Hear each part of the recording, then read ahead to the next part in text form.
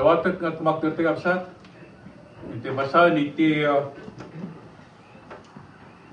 so tiapo nga masarakan iti umuna nga Pedro kapitulo 1 15 aging gana iti 25. Okay? Let's read. But as he who called you is holy, you also be holy in all your conduct. Because it is written, be holy for I am holy. And if you call on the Father, who without partiality judges according to each one's work, conduct yourselves throughout the time of your stay here in fear, knowing that you were not redeemed with corruptible things like silver or gold from your aimless conduct received by tradition from your fathers, but with the precious blood of Christ as of a lamb without blemish and without spot. He indeed was foreordained before the foundation of the world, but was manifest in these last times for you, who through him believe in God, who raised him from the dead and gave him glory, so that your faith and hope are in God. Since you have purified your souls in obeying the truth through the Spirit in sincere love of the brethren, love one another fervently with a pure heart, having been born again, not of corruptible seed, but incorruptible, through the word of God which lives and abides forever. Because all flesh is as grass, and all the glory of men as the flower of the grass. The grass withers, and its flowers falls away, but the word of the Lord endures forever. Shall we pray? Thank you so much, God, for your living word. Thank you for instructing us to live a life that is holy, pleasing to you, because now we are your children and you are our Heavenly Father. Your heart desire, dear God, that we are going to represent you into this very wicked world as a good ambassador for our Lord and Savior Jesus Christ.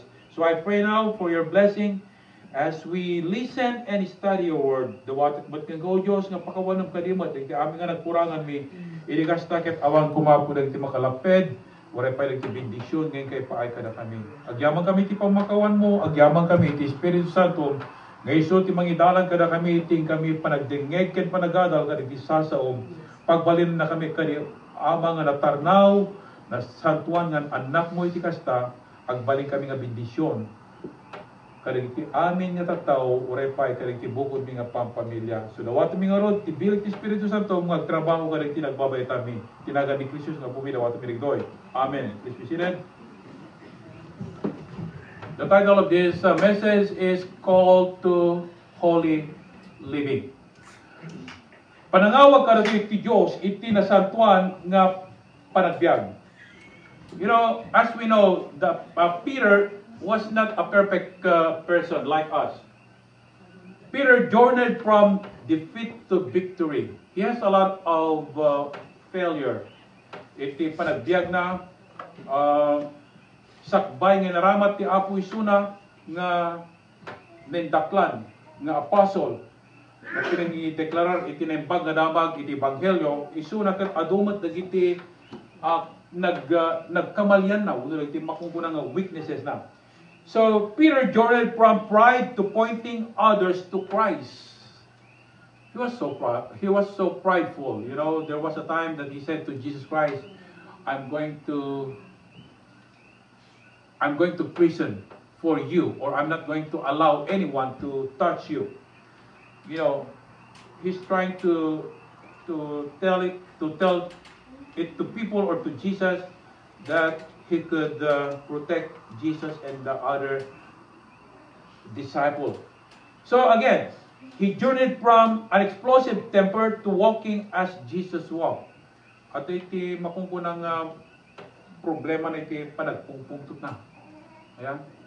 At iti yan mo, dati high blood na. Yung managpungpungtot. Akas ka dati na duma. Ayan.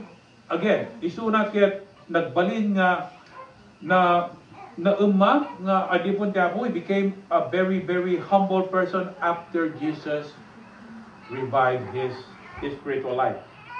So to know Peter well is to know ourselves also very well. You know, sometimes we don't know ourselves, right? The reason why is because we as children of God, we should only do the things of God, and yet it's because of our desires. Dahil tartarigagay tayo, agad mo dumakat santay ang amuti bagbagi tayo, santay ang amudi pagpilipastaran tayo, santay ang amudi jay rebang na ngaraminin tayo akas may sa nganak ni Apo Diyos. So Peter's struggles and successes are much like our own too. We have so many struggles in his life. We have a lot of challenges. Yes, God knows that. And yet, at the same time, we have also what we call successes or success, because by the grace of God, we're trying to live according to His will. Amen? So this part of the scripture that we have read, it begins up, you know, if you read chapter 1, beginning verse 3 and 5, Peter began with his letter with an abundant what we call praise and worship. He was praising God for the abundant mercy of God. You know, it's always good to begin with our time with God with what? Thanksgiving. Or every time, every morning, the Bible tells us God's mercy are new every morning. Baro kanong kang kanayon iti kaasi ti Dios. Ngaro drebeng nga pagdayawan tayo iti dakkel nga kinamanagayat na kada tayo. Saan ka rin? Awan iti nabangles nga kaasi ni Apo Dios. Ada ka rin? Awan iti spoiled nga kaasi ni Apo Dios. Again, they are new every morning. That's the reason why we need to what? Begin with praise and thanksgiving also as we enter the day or as we walk up first hour of the day. And so Peter learned to look beyond his trials to triumph. He experienced a lot of hardship, difficulties, and yet he looked beyond, because he knew that those trials or tragedies or even so-called temptation, there's a what we call triumph or victory beyond. Pero hindi pa nagbiag tayo na spiritual kapsat. No, that dumatot we try to ignore or we try to what do you call, dito kayat nga at dati problema tayo, dito kayat nga dati challenges tayo na dumaya, handa rin. Kasi no tiba iti problema, yan ito naman timan. Iyo kayat? Saksa mo lahat yung mga ayat. Yeah, but anyway, I want us to realize that even we don't want to have challenges or problems, we still have, not only once a week, but day by day. It is common. The Bible tells us that even temptation, it is common unto men.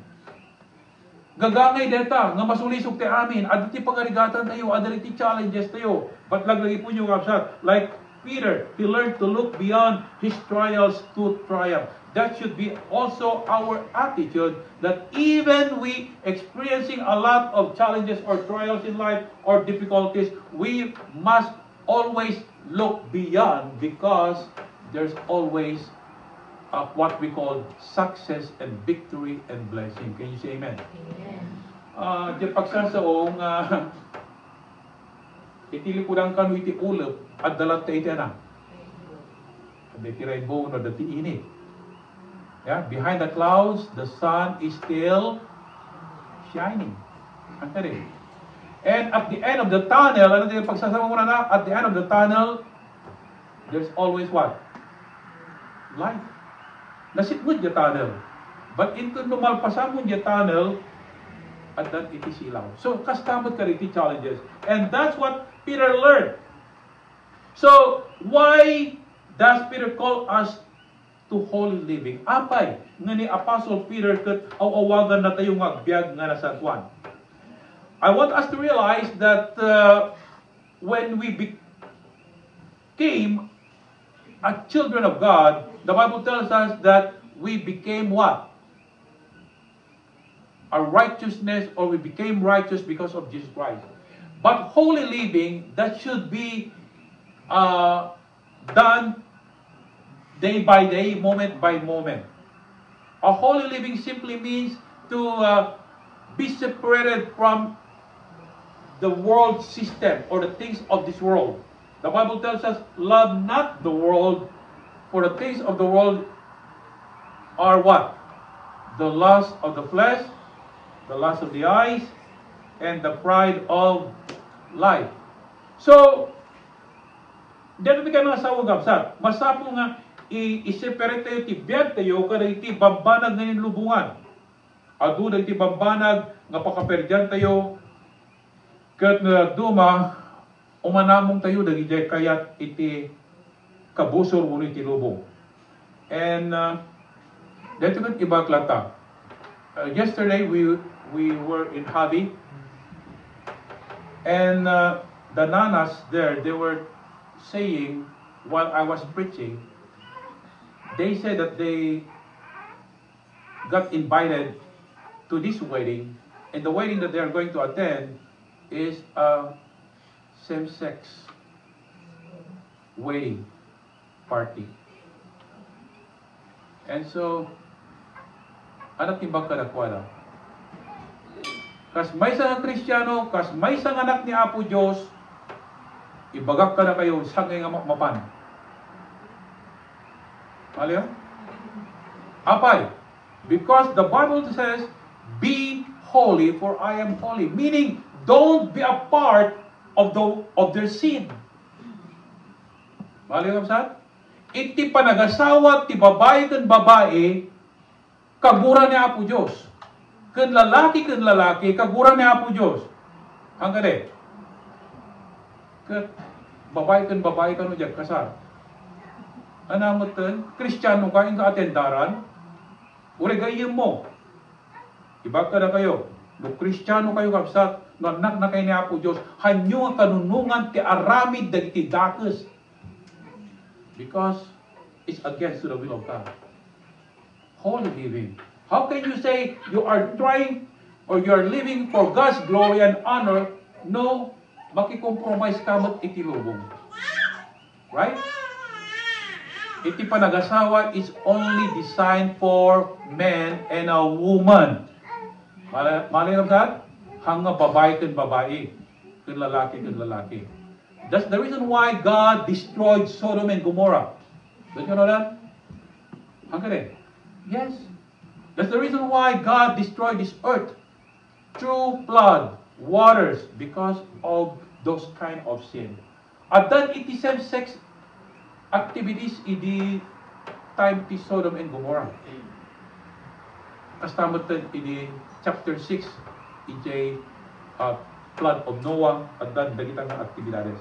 So why does Peter call us to holy living? First, God is holy. Can you say God is holy? Sanga holy. Holy. Baga po nayo ko, tis, Amerikano gaya ng Apo Diyos. No. God is holy. Ti Diyos kat na santuan.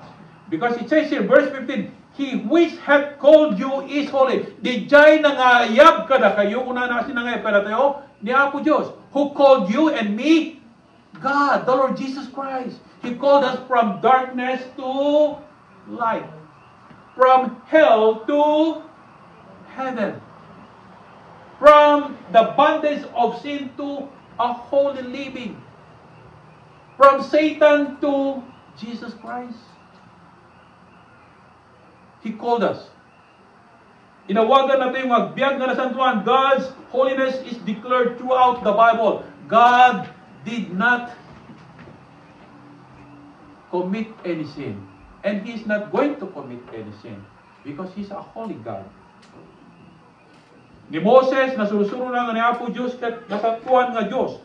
Remember when Moses went to Mount Sinai and received the tablets wherein God wrote the Ten Commandments? And when Moses was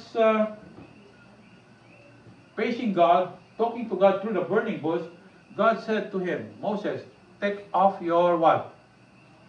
Ano ko na lang? Take off your sandal, not your feet. Imagine man, may katam na sakam, sana.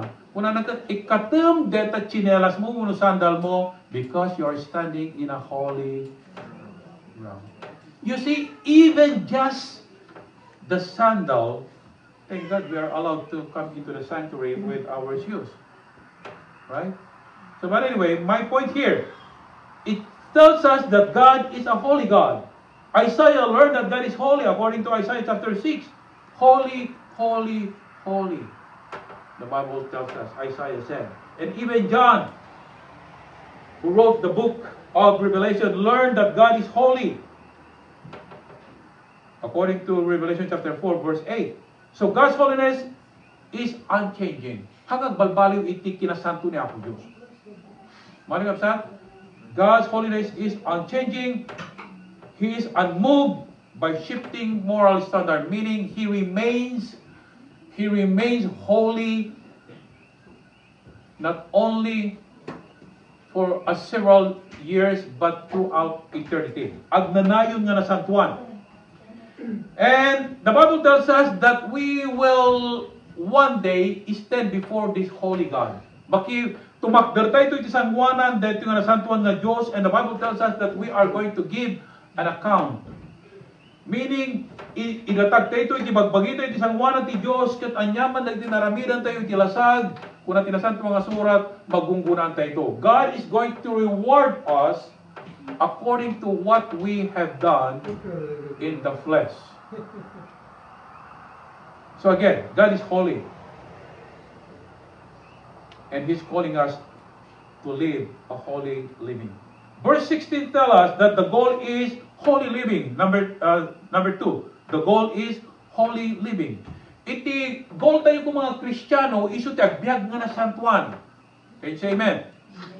Nasantuan kayo nga sa one is not that you are going to be 100% perfect, but what? Trying to be more like God.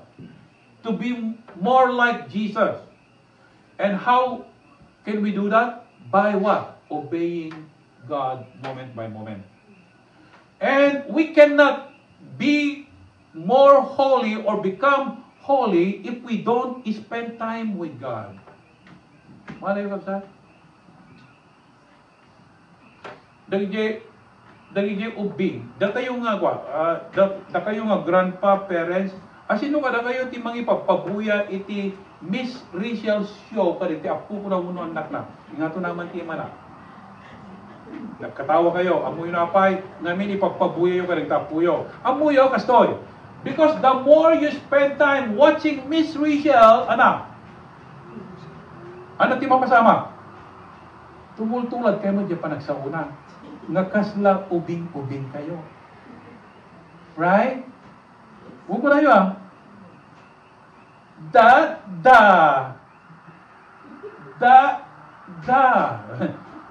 Kasi di ba, saan eh? The reason why is because you spend time with your apo, your children watching Miss Rachel. Ano hindi ko na? The tendency, tuladin, di pa nagsauna. What I'm saying is this, the more we spend time with God, the more we become like God. Can you say amen? Amen? You cannot be a better person if you don't spend time with the Word of God. Right now, I'm in chapter 9 of Exodus. At least 2 chapters in the Old Testament every day, and 1 chapter in the New Testament. I encourage you, do that. And it's very, very great. We are busy, and yet, if you are busy, God is more happy if you spend time with Him before anything else. Be holy, for I am holy. Our goal should not to become a successful person. I'm not saying that successful men and women is not good, but that's not our goal. Not to become rich. It's good to become rich, right? But that's not our main goal. not to have a high education, which is good, so that you can find a better work job in the future. That is good too, but that is not our number one goal. Our goal should be what? Live a holy life, holy living. Amen? Because holy living brings eternal rewards. Can you say amen? Iti nasantuan nga panagbiag, iyig na iti agnanayon na inlangitan nga gungguna is not only rewards here on earth, but one day when we see Jesus face to face, the Bible tells us that He's going to reward us according to what we have done for Him.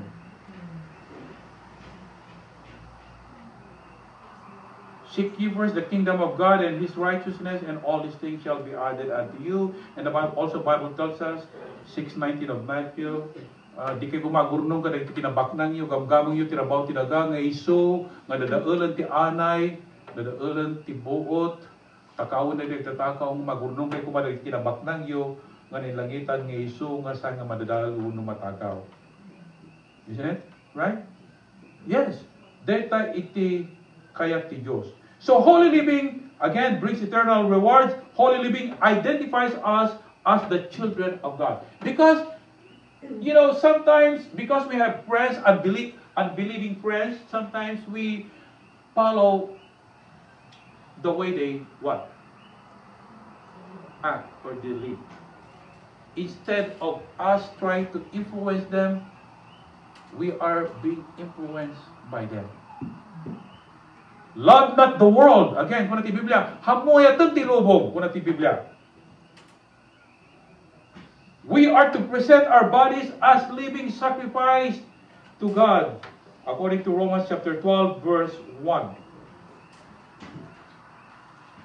Living sacrifice, not a dead sacrifice. In the Old Testament, their sacrifices were dead.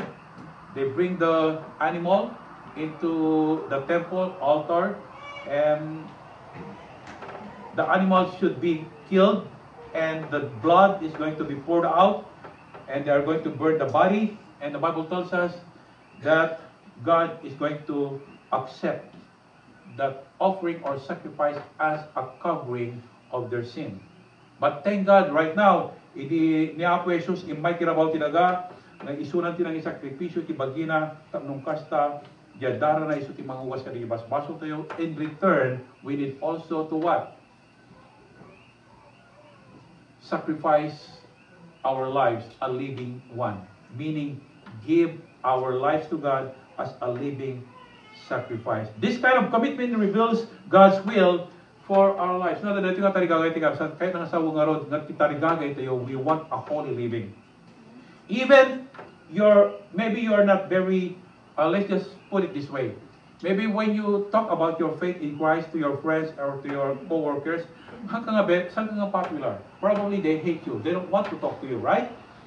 Kunada siguro, pa Jesus ka, tapos lang mo lang nakasansanto. Mario? But what I'm saying is this, uray niyo tingong kunada. In everything you do, the Bible tells us, do it for the glory of God. Amen? Yes. Uray na kung kunada. Amuyo, dagiti celebrities ti Hollywood.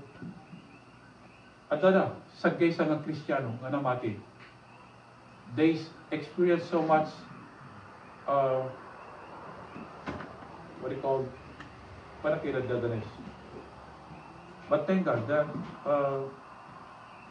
by the grace of God, one or two are very active in their Christian life, and they're still trying to live according to God's will. Kas amuti kinapasamak dagyan ng angaw ko niya po Diyos. Aging ganeta or urang pelang iti Pasig iti California. Ang gani. Api kibagbag dito because ada iti rewards iti agbalin nga nasantuan. Ada iti rewards iti agbiag nga nasantuan iti angwan niya po Diyos. So Peter tell us to see Jesus as our example of holy living. Ni kumaapo Jesus iti example tayo kapsat. hanggang iti tao. Kinunak ka lang iti naglabas. I've said this in the past, that if I'm only looking at others, other Christian, awanan ko may tuyan. Like me, doon siya kung matikikita nyo, I'm sure nga awang kayo matituyan. But thank God that we are looking to no one but Jesus, the author and finisher of our faith. Amen? You see? So, di Apo Jesus kumaiti ang balin nga example tayo because He is our God. He's our Savior. Jesus suffered without responding in kind. You know, He suffered so much and yet He did not say anything bad to those people who, what? Persecute Him or persecuted Him. Jesus was reviled but refused to reach in anger. Hanggang nagpungtot ni Apo Jesus. Hanggang nangibalas ni Apo Jesus. Doon the Bible tells us that He gave His life willingly. Sinadaan ngayon na tibiyag na urepen nuri na brabak na. And so, my dear beloved, we are to follow Jesus' step. Be ye holy, the Bible says, because He is holy. How can we do this kind of life? Kasi nung panangarami ito, tingastoy nga nasantuan nga panagbiag. Nagrigat man pastor, dagiti ka balay ko, labuas ko, saan nga believers? If they're not believers, then agtakder ka nga namati ka na, Jesus. Amen? Hanggang nga sumusurot ka dakwada. Pastor, dahiti ko workers ko, kang kanay nga rabrabakan, ang angawon.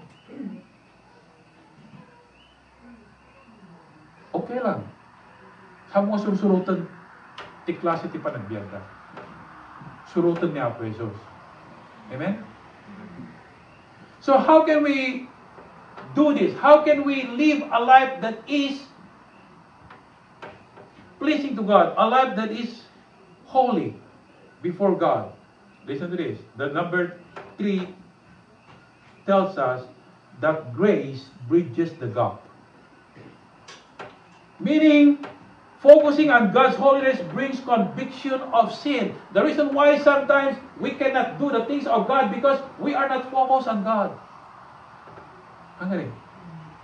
Nakafocus tayo kariti may isang abanag. Nakafocus tayo iti trabaho tayo. I'm not saying nga sante nga hubra. Nakafocus tayo iti trabaho tayo nga sante mat nga ikantano ni Apo Diyos. Sorry to say, but sometimes nung bumangon tayo, hindi tayo kararagan. Hanggang eh. Nung daduma, numangan tayo, hindi tayo kararagan.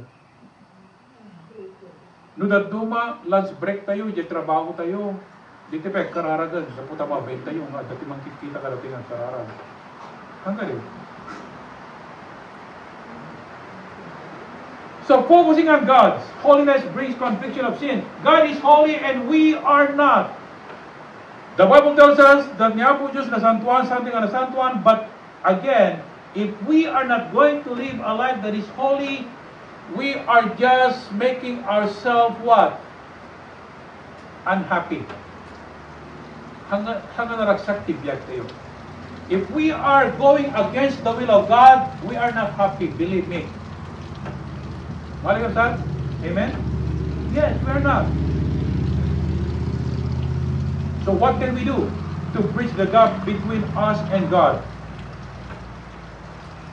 The Bible tells us that we cannot bridge the gap through good works or religion, but we can bridge the gap between sinners and our holy God by the grace of God. It's only by the grace of God. We cannot, I cannot, you cannot. It's only by the grace of God. Undeserved favor of God. So, every moment, every day, sa tunggal aldaw, sa tunggal kanito, ang dependarte kuma iti parabor ti Diyos. Tapnong kasta maramidan tayo, na iti babanag nga nasantuan nga panagbiyan. Amen? You want to be holy? Then focus on God.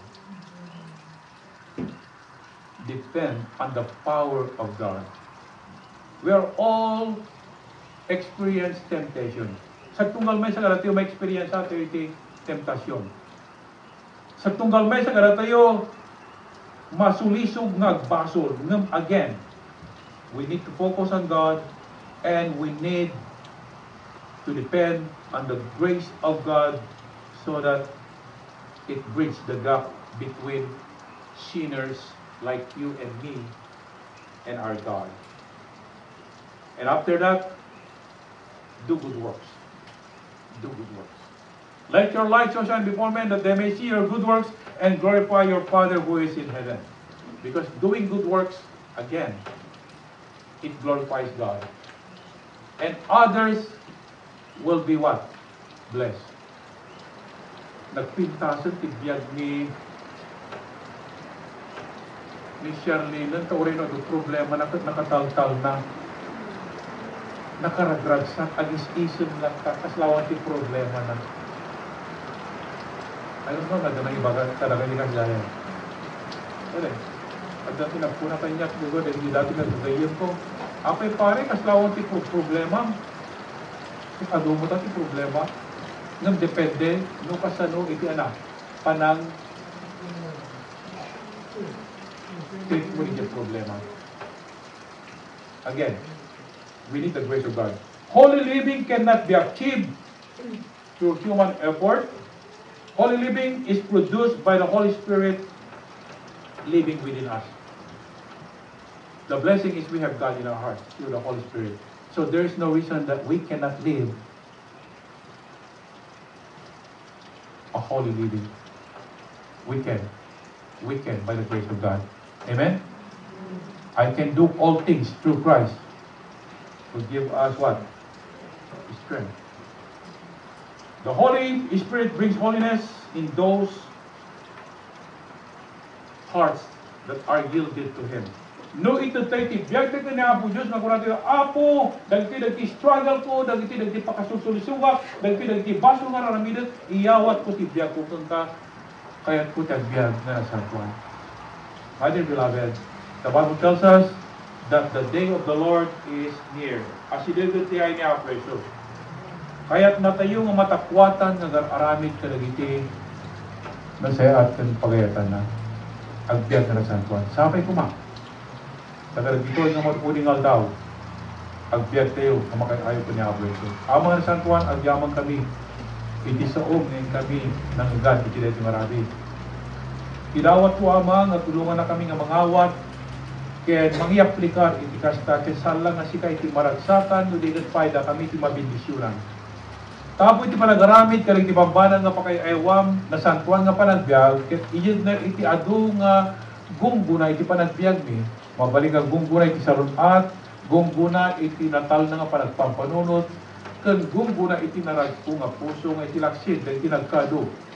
Nga pakarigatan ket Apo, adalagta kada kami iti ragpo, ket inanama agsipot tapatsyan mi, nga noramidami iti pagayatam ket Apo padayawan nakamet ket itud momot dagiti tatarigagay iti puso mi. So ang mga nasantuan, dawatan nga binisyonan ti saom, siga Apo iti mangimula, iti puspuso mi iti kastaket, Apo agtalinad na kubanga, agproduce ka rin iti na espiritual nga bungbunga. So again, thank you so much for your word, and our prayer is that you will help us, not only that we learn about those things, about holy living, but to apply them, oh God, in our daily Christian life, so that we will be benefited from it. So again, thank you in Jesus' name. Amen.